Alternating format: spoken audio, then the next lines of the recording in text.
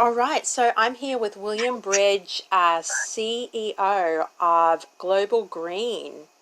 How are you? I am well, Amber, and I will always love your accent. The Aussies are one of my favorite. Oh, thank you so much. I guess my accent's still so thick after so many years. It's amazing. Don't ever try to change it. I won't. I can do some American accents, but we'll leave that till another time.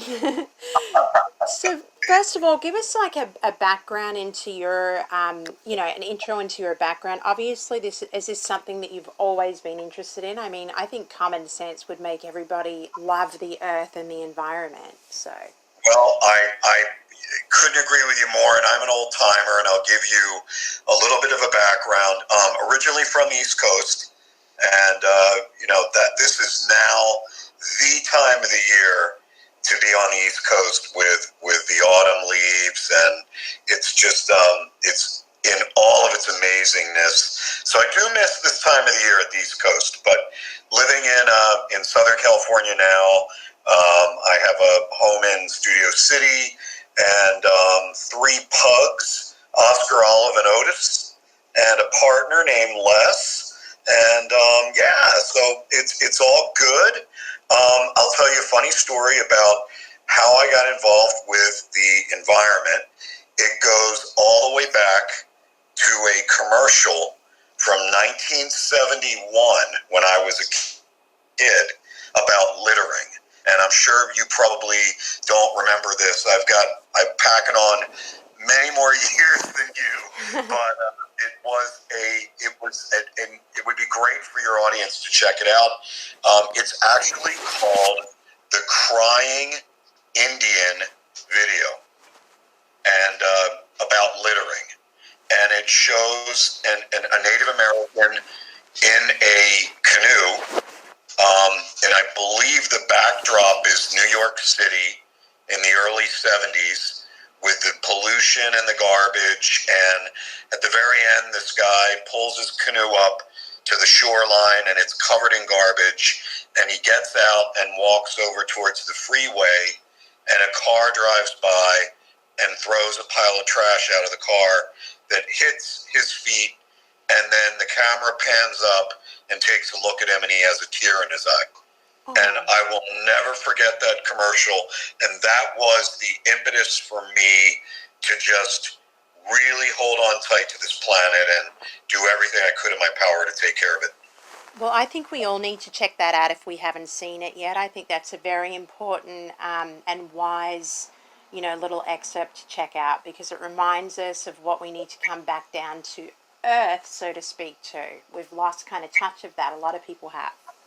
Yeah, and you talk about, we were having this conversation almost 50 years ago, and it's just a really interesting commercial for its time, and it feels very early 70s with the music and the narration, but, we've been fighting this battle for a long, long time, and, we're at a point right now where, as I know you're going to talk to me next, but the next 10 years are going to be mission critical for us to really pull together and do what we can to turn things around as it relates to the environment.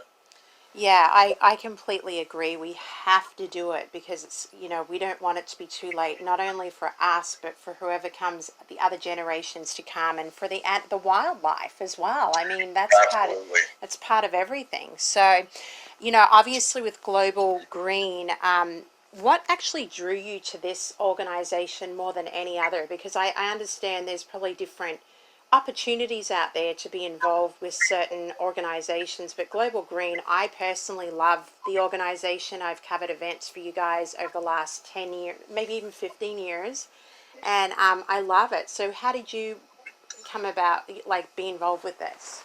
Yeah, so I was actually drawn into the organization through an executive search firm. And I found out about the organization, and then I started, being on the East Coast. I didn't know as much about Global Green. It's got a really strong presence, obviously, in California, and I studied the website, the people that have been involved in it through the years, and just absolutely fell in love. And then I was honored for the board of directors of the organization to bring me in through an executive search firm. And I've been with the organization now for almost 7 years. That's amazing, and I'm sure they're a great bunch of people to work with too. Oh my God! I mean, I just love the mission. It's really it's education, it's awareness, it's all about catalytic programs and projects that really move the needle to help foster a global value shift with how we see the planet, how we take care of the systems. Just honored to be part of this roster of amazing people that have worked at this organization and have been part of this organization for now over 26 years. That's amazing. And obviously, you have different locations throughout the world, including Perth, Australia, as we spoke last time. And what are some of the other places you have them in? Yeah, my buddy Jeremy out of Australia, and we are in. We've got quite a strong presence in Europe. We're in Italy, France, Spain. We're also in some African countries. We're in Ghana, Burkina Faso. We're down in Latin America with Argentina and Bolivia. Where else are we? We're actually in 28 other countries, and then our international corporate headquarters is based out of Geneva, Switzerland. Oh, wow. I actually was, believe it or not, I was unaware of that. So the headquarters is in Switzerland. Well, the international headquarters.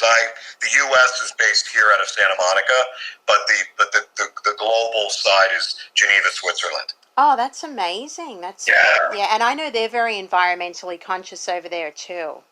Yeah, our office is about probably a 2-minute walk from the UN. So we're fortunate enough. We've had some terrific relationships with people that have been involved with the UN, and we took an active place within the Paris Climate Accord a few years ago. So yeah, just we have friends all over the globe.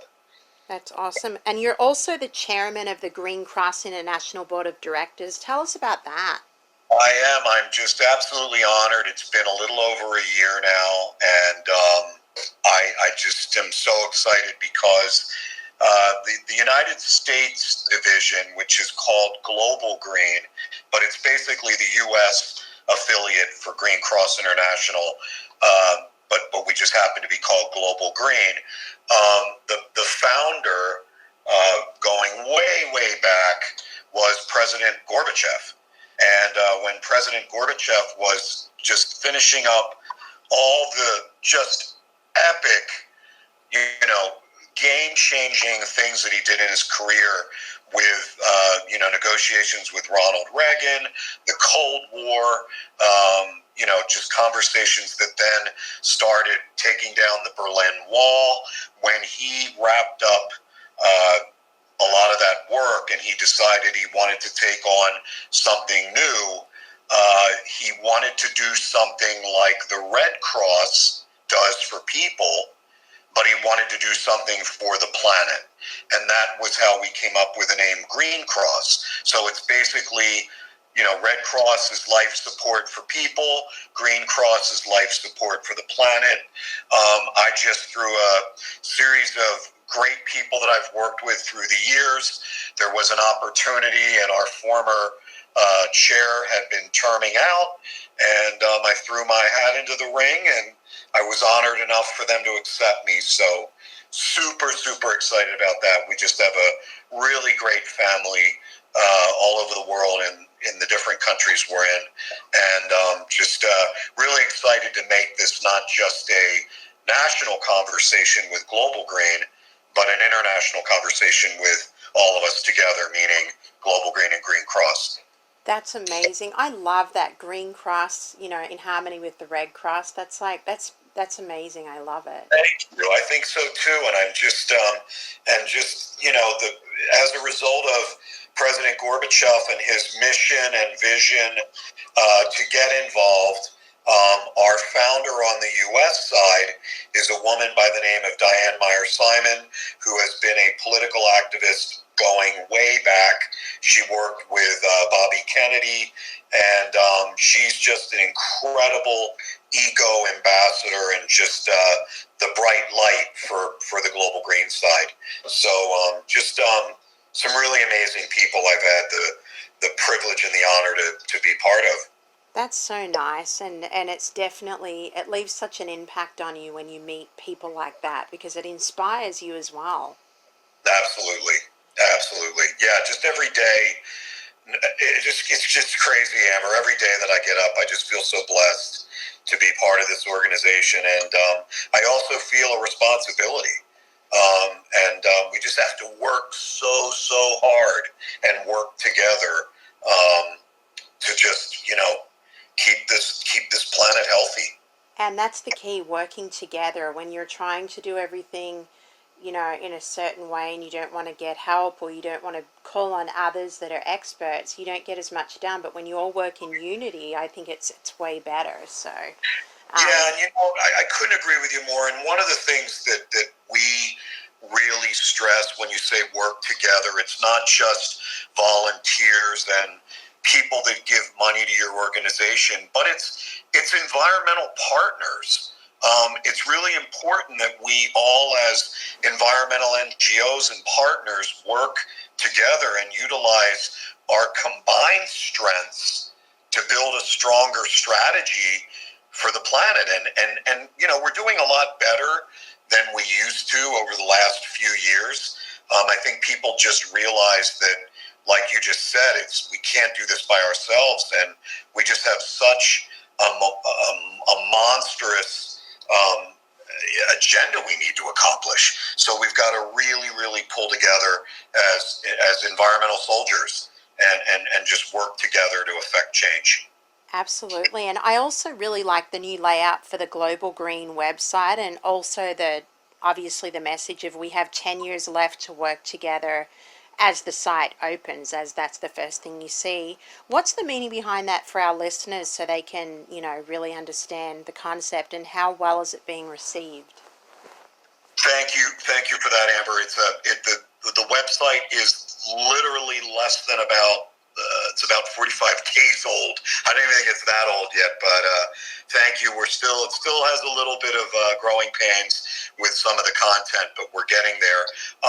The idea behind that is anyone that you talk to in the space of climate science, anywhere globally that you speak to, tells you just point blank that these next 10 years are mission critical, that we've got to move the needle to affect change. Something that actually just launched a couple weeks ago, the royal family, through their foundation, has launched what's called an Earth Shot Challenge.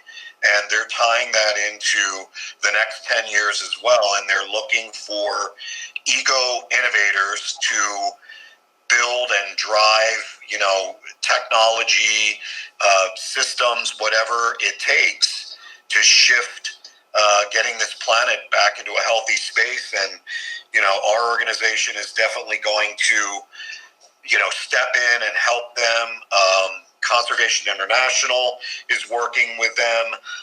World Wildlife is working with them. And it's just all about, like we just said, all of us working together and just getting big stuff done in the next 10 years. I love that, and especially I see that a lot with the Duke and Duchess of Cambridge. They're always doing amazing things, even activities with the children to teach them early the importance of the environment and preserving what they. Education is so important, and it's just as in anything in life, it's just as important to learn at the same time education regarding the environment, because there's so many of us out there that say, I see this and I hear this almost every day of my life, that people will say, I love Global Green, I love what you guys do, I want to help, I just don't know how. And it's just so interesting because there's so much passion out there and dedication, but people don't know what they don't know. And it's very, very simple steps, and I know we're going to talk about that later. But yeah, it's just so critical that people have the education. Yeah, and I think that's very important too. And plus, people, when they visually see things, a lot of the time they understand it more. They see, lots of campaigns going on for the right reasons, and Yep. the results of having people that knowing what they're doing behind these campaigns and proving success is Yep. really amazing. And who are some of the celebrities that have really got behind Global Green? I know you hold a lot of events in Hollywood, Yeah. which I mentioned I've covered, but behind the scenes as well, who are some of the people that are doing work with Global Green? Yeah, I mean it's a 20, it's a 27, 26, 27 year, almost 27 year history of people that have been involved with the organization. We actually, on our website, have a section that is called Advocates, and it's just these amazing people that have done everything from service work to attending our events to a shout out to help save the planet. And some of the folks, some of the legacy folks are people like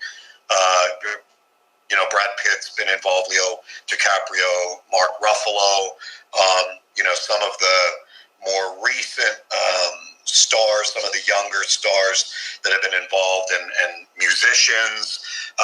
Stevie Wonder actually did a donation performance for us in 2016. We had Common perform for us in 2015. Old timers like people back in the day in the 80s and the 90s. Yeah, so we've just had some really, really incredible people that just have been so honored to support us. And by the way, the 80s and 90s, my favorite era in music. Well, other than, and 70s, some 70s, but 70s, Yeah, me 80s, and too. 90s, I was yes. living them. Yeah.